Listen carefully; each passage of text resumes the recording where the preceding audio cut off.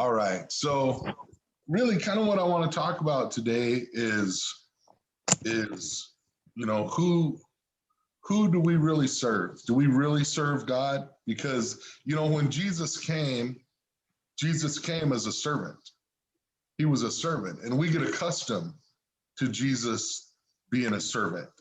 And we always look for ways that he can serve us if we don't, even if we don't mean to. But I see in a lot of people, and not this group, I'm talking about, other folks that I run into. Of course, I wouldn't be putting that on any of us, but a lot of folks get into the mindset of what can God do for me? We've lost that kind of, God, what do you want me to do? How do you want me to do this? I'll do whatever you want me to do, Lord. I'll talk to whoever you want me to talk to. I'll say what you want me to say. And I think of that mindset and how God does and how he brings us to that place. And it's like almost this society and this time, everybody's about, it has to be, especially this generation, everything has to be fair. Everything has to be straight across the board. Everything, this isn't right. Well, life isn't fair in a lot of different ways. There are things, and we have to be able to realize this person may be a billionaire and they're not a good person, but that's between them and God. What's going on in my life is between me and God. I can't worry about what they're doing or what they're not doing. I just need to worry about, do they have Jesus in their life? Okay, if I'm driving down the road and I see a mom with a baby on the side of the road and the hood up on her car, and I start pulling in behind them, and I see a Donald Trump sticker or a Joe Biden sticker, and I pull out and go on around them, who am I really serving? What am I really doing? If I'm going to bypass them because of their but that's the society we live in. The society we live in, it's okay to hate people for their political beliefs. It's okay to hate people for their religious beliefs. It's okay to have these feelings that you throw that out there, and it's okay to carry yourself like that. It's acceptable. Where this didn't used to be acceptable. You would see a mother and a child or people pulled over. It could be a carload of men. It could be whatever. And you would pull over and help them because they needed help. You wouldn't look at what their political agenda was, what their religious affiliations were. But now we're coming to a time in my life where I never thought it would be so prevalent, so out in the open, and so strong that it's okay to bypass them because of how they voted and who they are and what they believe in, And we really have to come back to, who do we serve? Who do we serve? And is he serving us, or are we serving him? Is he serving us, or are we serving him? Is he making my life to where, everything's covered and everything's good, and I lose the fact of what he wants me to do and who he wants me to be? I lose the fact of you want me to go to places that I'm uncomfortable at? Well, no, I'm not going to go there because you're here to take care of me. You're here to serve me. I'm not supposed to get out of my comfort zone for you. No, that's what we do. We put ourselves on the line. When we start serving God, we put ourselves on the line to do whatever he wants us to do. And you know what? There's times that we drop the ball. There's times that, we don't do the right thing. There's times that we don't measure up. But the next time we're trying better. Not that, okay, I didn't do it that time and I'm not going to do it the next time. We're always striving to get better. We're always striving to grow. We're always striving to be about our Father's business, even when it's not comfortable, even when it's not, the most, politically correct, even when it's not the most, comfortable thing for us to do. But we don't like to get out of our comfort zone. We don't like to we don't want the attention brought on us. We don't want the attention brought on me and what I'm doing wrong. I didn't write the book. I didn't write the Bible, but I do believe in what it says. So I have to stand behind it. And when I do that, I have to do that in a way of, I believe in God 150%. I believe in his word. I believe in everything that's going on there. And I have to back it up. And I have to be able to walk in it. And that comes down to, if there's something that I don't like, whether it's political, racial, no matter what it is, that's where I put myself to the side. And what do you want me to do, Lord? What do you want me to do? We have to come and grow in ourselves to be able to get out of our comfort zone, to be able to get out of. And it's very common. And I'm somebody that in my life, I've crossed different cultural barriers a lot of different times. I've been, the only Caucasian in certain circles a lot of different times. And I know, from being on different sides. And I'm not sitting here trying to say I was raised, a poor Black child or a poor Native child. I'm not saying anything like that. What I'm saying is I have crossed different cultural lines, and I've opened myself up to seeing it besides my own opinion, to seeing it besides my own view, to seeing your point of view, to seeing why you see it like that, to seeing why there's a distrust, why there's a dislike, why there's a hate. And maybe I can do something through Christ to remedy that. Maybe I can do something to show you Christ in a 54-year-old white guy. Maybe I can do something to show you Christ in something that you would never expect it from. Because in the Bible, when God was touching people, the majority of the time, it was coming from somewhere that people didn't expect. He was crossing lines that people didn't expect to be crossed. He was doing things. Even, we all know the story of Jonah. When you go to Jonah and everything that went on, he fought tooth and nail not to go to Nineveh. He fought all the way. Even after he was at Nineveh, he didn't want to be there. Even after God worked all these miracles in his life, he was still fighting against what God was doing. We have to get out of ourselves and more into him to be about his business. Go ahead, Dave. Amen. Psalms 62, truly my soul finds rest in God. My salvation comes from him. Truly he is my rock and my salvation. He is my fortress. I will never be shaken. There's that security. It's who he is in our life. And he is he that to you? Is he that? Is that what he is in your own life? Is that what he is in each and every one of us? Is he my strength? Is he my shield? Is he my fortress? Is he my security? Is he, I've been in situations where it's so uncomfortable that all I have to count on is God. The only thing I have to depend on is God. The only thing, and he's had me in those positions for a reason. See, so many times we will go, God will start touching our lives. We'll start going to church. We'll go to the church that we knew as a child. And there's times that maybe that's the right place for us, or maybe it's not the right place for us. But we go to what we know. We go to what we've been taught. So if I was a child and I was sent to Sunday school and I'm an adult and I'm wanting to change my life, I'm going to go back to what I know. And that's where I find out if this is right for me or this is wrong for me. That's where most people give up on the God process. That's where most people give up on God doing something in their life, because, a lot of them were raised with really strict religion, really strict, strong, powerful denominations, man-made rules, all these different things. And they'll sit and tell you, I tried this God thing and it didn't work for me. Well, you didn't try the God thing. You tried the religion thing.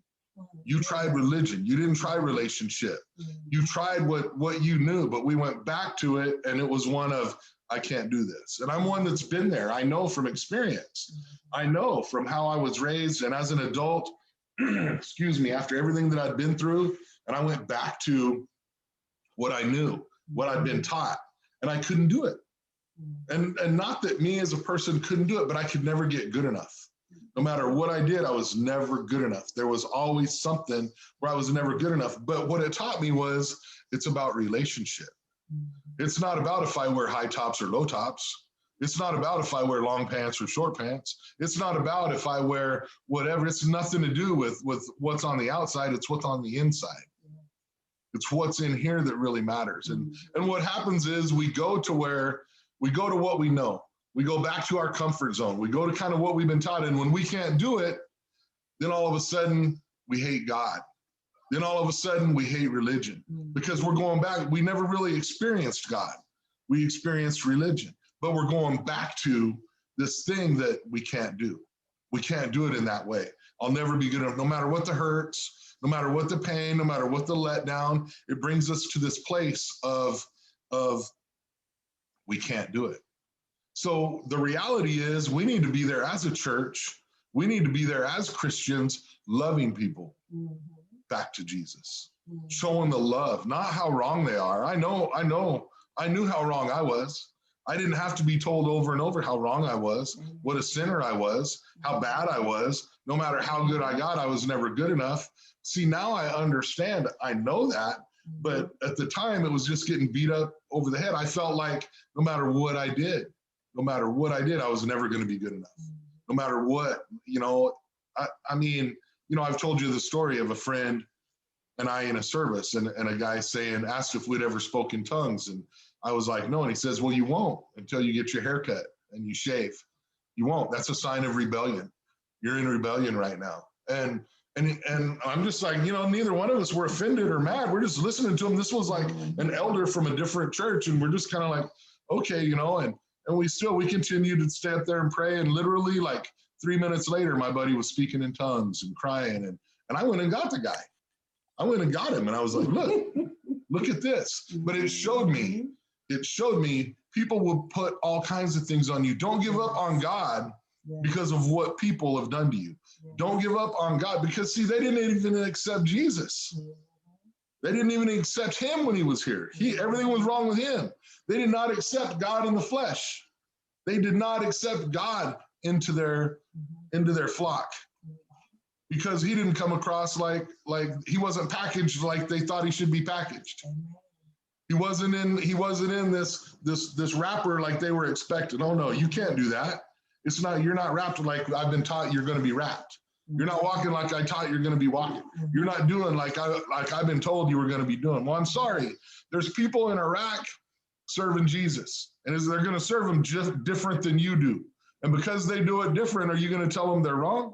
Are you going to tell them that because they're a different culture, a different nationality, a different place, a different part of the country, that Jesus isn't going to hear them just because they don't do it like they do it down at Joel Osteen's church or T.D. Jakes' church? Well, I don't think you're going to see a lot of churches in Iraq that are like those churches. I don't think you're going to see a lot of places I'm not saying they're wrong on either side. What I'm saying is God is God, and he's going to meet you exactly where you are. He's going to meet you exactly where you are. The only problem is, are we going to meet him? Are we going to meet him when we're sitting at the well and he comes to minister to us? Are we going to meet him, or are we going to be bitter? Are we going to be angry about what people have done to us? Are we going to be, this has happened and that's happened, and we're going to miss our opportunity to be what he wants us to be? We're going to miss our destiny. We're going to miss everything it is. What's that next verse? That's Matthew 6:24. No one can serve two masters. Either you will hate the one and love the other, or you will be devoted to the one and despise the other. You cannot serve both God and money. So when all this goes on and you're going to love one or hate the other, and a lot of times I reflect this on people coming back to church and it not fitting them. And then it turns to hate. Then it turns to anger. Then it turns to bitterness. Oh, I've been hurt by religion. I've been hurt by God. I've been hurt by this. You've been hurt by people. You've been hurt by religious people. You haven't been hurt by God. God isn't there to hurt you. God's there to lift you up. Get yourself out of the way. Get this stuff out of the way and sincerely open your heart to everything that he has to offer. Because God's the healer. God's the miracle worker. God is the deliverer. God is God, and there is no other. There's nothing you can put in front of him that's going to substitute it. And we can try. And I tried for so many years, all these different things. I tried all this different stuff.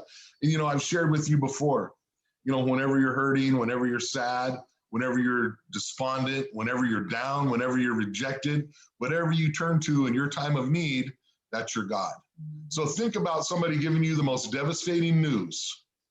And it's the most devastating news you've ever received. Whatever you turn to in that time, after you receive that news, that's your God.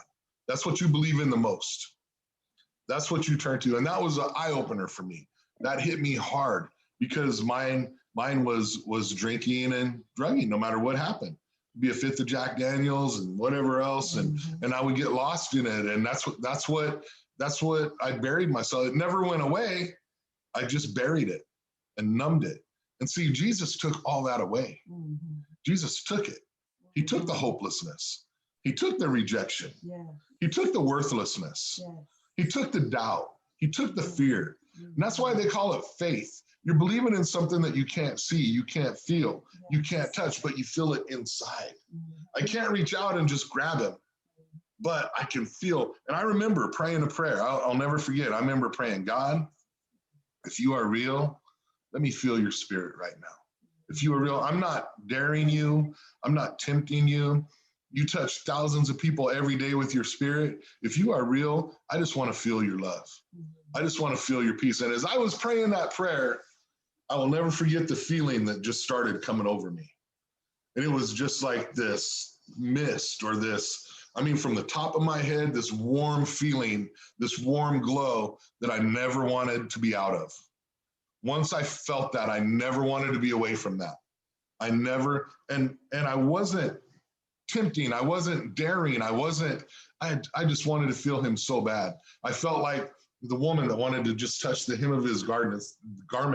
If I could just touch you, if I could just know how real you are, if I can just touch you, that's all I need. That's all I need. All I need to know is that you really love me, that you really care about me, that you really want to change my life. You really want to change the lives of the people around me.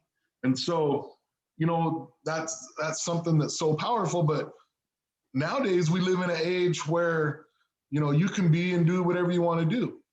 You know, I read a story the other day of a guy that's a 6'8", 220-pound sailor that's playing on a community college girls basketball team because he identifies as a girl. So here's this guy with all these imagine these young ladies just graduating school and, you know, your daughter on a team. And here's this big burly guy because he decides he feels like a girl. Well, I'm sorry, you know, I don't want to crush your 6'8", 220-pound feelings, but you're not a 19-year-old girl. You know, I can't lie to you. I can't make you something you're not, but it's okay. You can do that. You can go play on a team with these girls and you can break all the records and you can do everything that you're going to do because we all just say it's okay. No, it's not okay. Suck it up, Buttercup. You're a man. Move along. Get with it. Deal with the program. You know, you got something going on up here. Not here. Something's going on up here. You need to get it together. You know, it's one of those things of we live in such a vile and corrupt world. You know, how do you tell somebody that's I can't remember how old he was, if he was late 20s or early 30s, that's gone through all this stuff in the service. And I'm not beating this guy up, but what I'm saying is there's some girl sitting on the bench waiting for her opportunity because this guy wants to decide he's a girl today. No, you're not a girl. You're not a girl. You're a man. You know, move forward and walk in that. But there's somebody that their dream is being crushed because you decide, you know, if I decide that you know, I identify as a lady and a power lifter, I'm going to go out and I'm going to start breaking powerlifting records. You know, it's just not right. There's things that I'm sorry, I can't lie for you. I can't cuddle you in and tell you that this is okay. It's not okay. And I'm not trying to get all fired up about this, but here's the deal. I see so many, when I saw the picture of the young girls and they, you know, like came to this guy's elbow, he's going to beat out every player on the team, of course. And it's just not right, and it's not fair. But society tells us it's okay. How do you tell him he's wrong when society embraces him? How do you tell him what God says when I didn't say it, God said it? But everybody this is okay. This is all right. Well, no, it's not okay. It's not all right. You know, that's not a reality. But we're so twisted and it makes it easy to hate God when he tells you the opposite of that.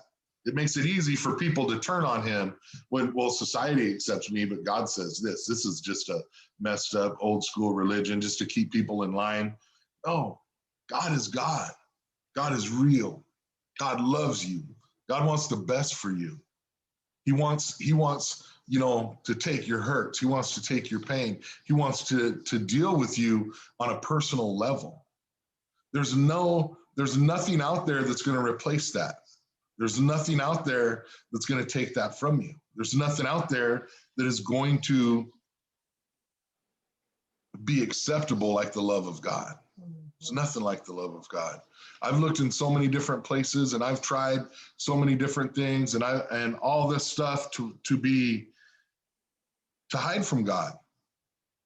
All these things to feel like, you know, I'm accepted or I'm okay. And, you know, you strive where you're going to be the fastest or you're going to be the toughest or you're going to be this or you're going to be that and you're going to do that. And that's all nothing without God because God gave you every bit of talent you have. Every bit of ability that you have, God gave you. Every bit of mental capacity, your Einstein, your physical whatever it is in your life, God gave them to you. And God's pretty fair about things. God's pretty fair. He's pretty fair with different things. And when we put it in the right perspective, it's one of those of, you can see somebody, to you, they may look like the perfect specimen of a man. Oh my goodness, they're tall, they're handsome, they're muscular, they're this, they're that. And then you talk to them and you see there's things missing there. You see that they're not all that. You see by their actions or things that they do. But we as a society are taught to perceive in a certain way. We don't look at the inside like we should. We don't look at the heart. We don't hear what's coming out. When in reality, that's where God is touching you. God is touching you, and he'll use each and every one of us, to be about his business. Each and every one of us to minister for him. There's people dying every day. There's people with no hope. There's people that are, in their teens, in their early 20s, that are done. They've had enough. They don't see any future. They don't have any hope. That's where we come in. That's where we come in. We share the joy of Jesus with others. We share the hope of Jesus with others. Because you see, I'm going to live forever. I'm going to live forever, and so are you. But we decide where. We decide where. You hear me say all the time, the Seahawks are in Seattle. They play, they've got their own field, they've got their own stadium. I know who the quarterback is, I know this, but that doesn't make me a fan. That doesn't make me a follower. You can sit there and tell me all day, oh, I believe in God. I believe God's real. I believe there's something there. I believe there's this, but that doesn't make you a follower. That doesn't make you somebody that walks in his steps and wants to try to follow him. We want a form of God. Yeah, I believe there's something. So we have that little strand of hope. He comes back one day, if all this stuff is true, and he comes back, well, I said I believed in him. Well, you can say one thing and do the opposite. When you believe in something, you're going to push it 150%. You believe in it. You're going to be behind it. You're going to pursue it. And that's what it's talking about. That's what it's talking about. That's where their belief comes from. And it's one of those of, I want all he has to offer. I want all that he has to offer. These last few months, actually these last few years, I've lost a lot of friends. I've lost a lot of people close to me. There's a lot of people that have passed away. And it's one of those things that I don't understand it. I don't understand why. I don't try to figure it out. And I just hope and pray where they were with the Lord. I just hope and pray that where they were with him is the important thing. That's what matters. You have something to throw out there? No, I think that was awesome. The people are dying, but you know what, like I said before too, people dying is kind of a normal event, but to die early, to die when you're not that 90 and 100-year-old, to die and to have so much ahead of you, it just seems like life just got cut short. And that's a lot what we're seeing here recently, is that's what's going on. So it's now is a time more imperative now than ever for you to know Jesus, for you to have that relationship. We could brag before so much, oh, well, I'm going to live with this time, and I'm going to do this, and I'm going to do that. And you can say all those things, but your steps are ordered by God, and so is your time here. So you really do not know. So to me, when I see all these people dying so young, it kind of lights a fire in me to do what I'm called to do, to make sure my relationship with Christ is where it needs to be. And so should us all. Because just like the hairs on our head are numbered, so are our days. And neither one of us know when that day will come. So we need to make sure that we have the right relationship, as the man of God just said, with Christ, so that we know where we're going. Because as he said, we will live forever, but we get to choose where. That's why he died on the cross, for us to choose where. Now, no one else can choose it for us but us. We are in control where we are going to go. So as the word says, choose ye this day whom you will serve. And I pray that it's Christ, because you don't know the day or the hour in which he will come. Amen. You don't want to gamble with your eternity. Yes. You want to know. You don't want to have a little hope that it's going to be okay. You want to know.